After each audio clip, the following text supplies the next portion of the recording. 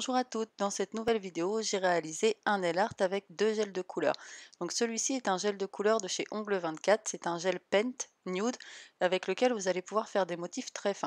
Et celui-ci est un gel de couleur Pégissage qui est très pigmenté et qui a des paillettes, il est vraiment très très joli. Donc pour mon nail art, j'ai d'abord fait des couches de couleur. Donc j'ai appliqué au pinceau.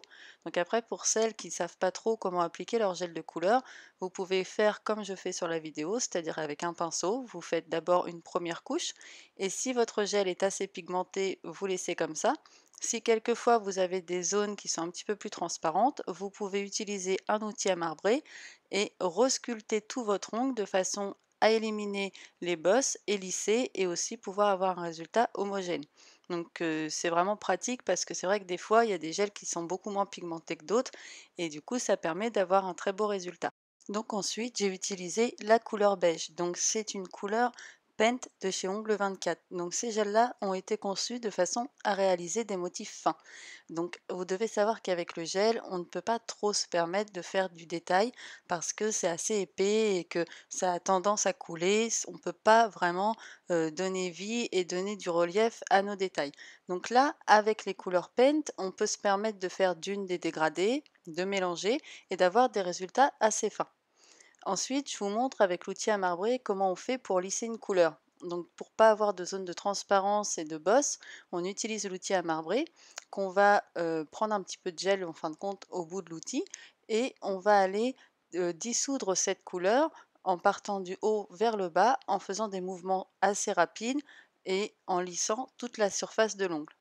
Donc pour la suite, on va utiliser un pinceau très fin et j'ai utilisé un deuxième gel Paint, donc ce coup-ci blanc, et j'ai essayé de réaliser comme des petites feuilles ou des gouttes, peu importe. Donc je voulais pas quelque chose de très gros.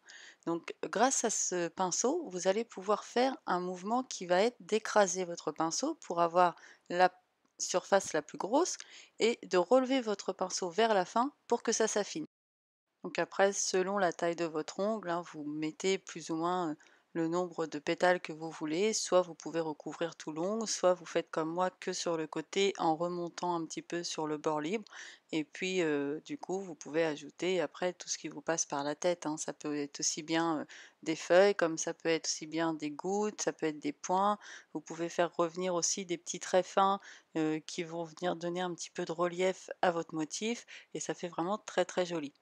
Donc ensuite, j'ai pas pu filmer, j'ai utilisé, des pigments chrome qu'on peut voir beaucoup maintenant, sur les réseaux sociaux, qui donnent un effet, vraiment coloré et puis très lumineux et avant d'avoir fait catalyser mon gel, j'ai posé des petites gouttes de couleur beige qu'on a utilisé juste avant et avec le pigment chrome, j'ai juste saupoudré sur mon gel et j'ai un peu soufflé dessus et j'ai mis directement à la machine à catalyser. Et une fois que c'est catalysé, vous passez un petit coup de pinceau avec des poils un petit peu plus longs dessus et vous allez pouvoir brosser du coup toute la surface de l'ongle et retirer le maximum de paillettes pour ensuite pouvoir y mettre votre gel de finition. Et du coup, pour finir, une fois que tout est terminé, vous allez appliquer votre gel de finition. Donc je vous l'ai présenté dans ma précédente vidéo, c'est vraiment un gel qui est vraiment super bien parce qu'il n'y a pas de résidus, il est extrêmement brillant et il s'applique avec une couche assez fine. Il ne faut pas en mettre de trop parce que sinon ça peut couler un peu sur les côtés, mais il est vraiment très bien parce qu'il est résistant mais surtout il ne se craque pas et il ne jaunit pas, c'est vraiment l'important aussi.